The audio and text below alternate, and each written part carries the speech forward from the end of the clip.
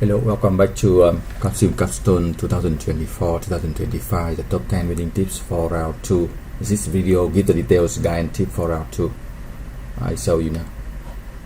For round 2 IND, we keep update the product using the Excel file. You can check the video of round 1 to see the details guide for round 1. I show you again one time more.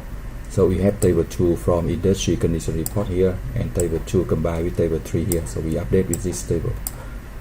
If you want to check, you need to check the industry condition reports this to get the table 2 and then update the product using table 2 and table 3. So we can update R&D. Remember to add one new product here so we can get double sale and double profit. The reason is here.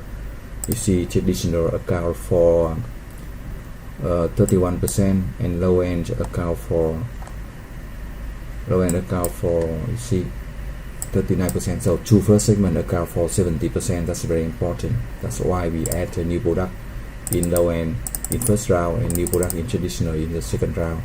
You see the top result of round 1 here. You see we get the top sale and top profit here. Top sale, you are team B in this case. In this example, you are team B, get top sale and top profit.